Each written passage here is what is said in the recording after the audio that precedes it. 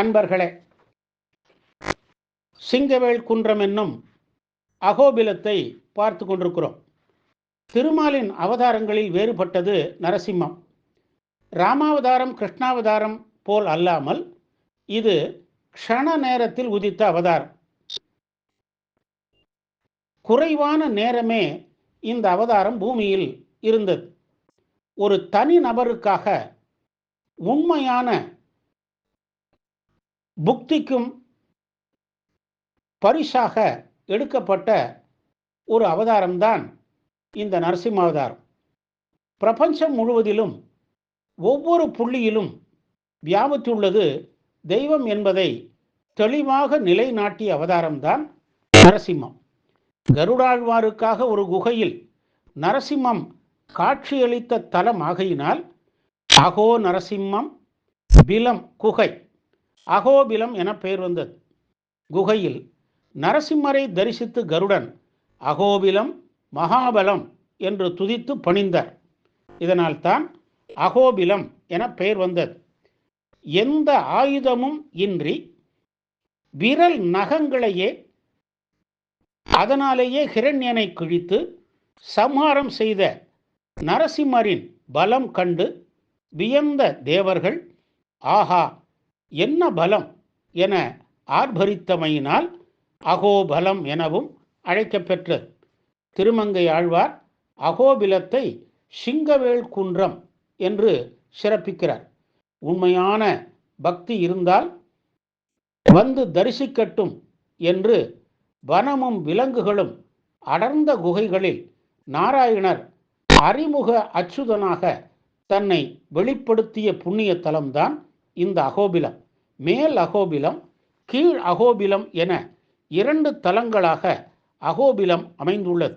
உக்ர ரூபமாக மட்டுமே அறியப்பட்ட நரசிம்மர் தன் மற்ற தோற்றங்களையும் சேர்த்து 9 நரசிம்மர்களாக எழுந்தருளியிருப்பது மேல் அகோபிலத்தில் மட்டுமே.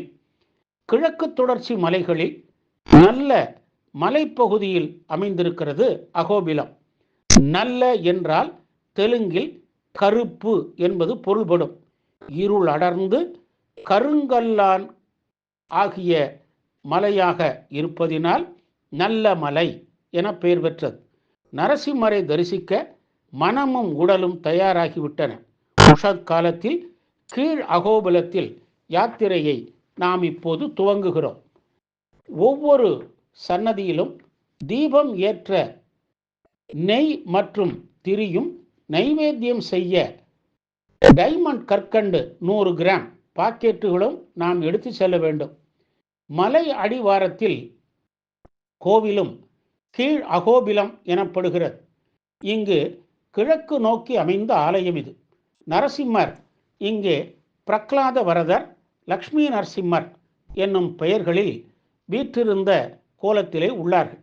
ஆலயத்தில் நுழையும் முன் தெற்கே சதுர வடிவத்தில் அமைந்த திருக்குளம், சுற்றி பாறைகளால் ஆன படிகள், குளத்தை எடுத்து உயரமான ராஜகோபுரம், உள்ளே நுழைந்ததும் 3 பிரகாரங்கள், முகப்பில் ரங்க மண்டபம், 16ஆம் நூற்றாண்டில் அற்புத சிற்ப வேலைப்பாடுகள் நிறைந்த தூண்களை உடையது. இந்த தூண்களில் இசைக்கலை கலைஞர்களும் நாட்டிய மங்கைகளும் சிற்பிகளின் சிறந்த படைப்புகளாக உள்ளனர். மேலும் நரசிம்மரின் வெவ்வேறு தோற்றங்களையும் நாம் பார்க்கலாம். அடுத்து ஒரு சிறு மண்டபம், அதை அடுத்து மூலவர் பிரகலாதவரதர் வீற்றிருக்கும் கருவறை, சன்னதி வாயிலிலே துவாரபாலகர்கள், சாலை காலையிலே கதவு திறக்கும் முன் தினமும் கோபூஜை நடைபெறுகிறது. கருவறை திரை விலக்கப்படுகிறது. தீப ஒளியில் பிரகலாதவரதரின் திருக்காட்சி, நரசிம்மர் சாந்தஸ்வரூபியாக லக்ஷ்மி சமேதரராக இடது திருக்காலை மடக்கி வலது திருக்காலை தொங்கவிட்டு கொண்டு சுகாசனத்தில் வீற்றிருக்கிறார். வலது இடது மேற்கரங்களில் சங்கு சக்கரம் தரித்துள்ளார். வலது கீழ்கரம் அபய கஸ்தமாக, இடது கீழ்கரம் தாயாரை அணைத்த வண்ணம் உள்ளது. உற்சவரும் ஸ்ரீ தேவி பூதேவியுடன் உள்ளனர். ஜுவாலா நரசிம்மரும் உள்ளார். திருப்பதி திருமலை வெங்கடேச பெருமாளும் திருமணத்திற்கு முன் இங்கே வந்து ஆசிகள் பெற்று சென்றாராம். அதனால் அவருக்கு தனி சன்னதி உள்ளது.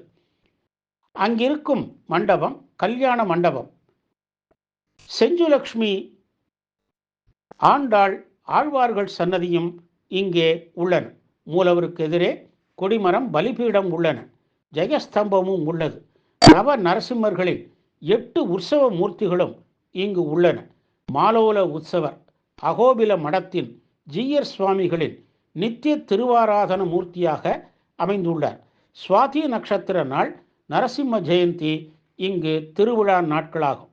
மாலோலம், பரணி, பத்யாகம், ஸ்வர்ணஸ்ரீ நரஹரிம் ததா மங்களாத்ரி ரமா சிம்மம் கிருஷ்ணம் நர்தன கோவிதாம். ஓம் ஸ்ரீ நரசிம்மாய நமஹ. அற்புதங்கள் தொடரும்.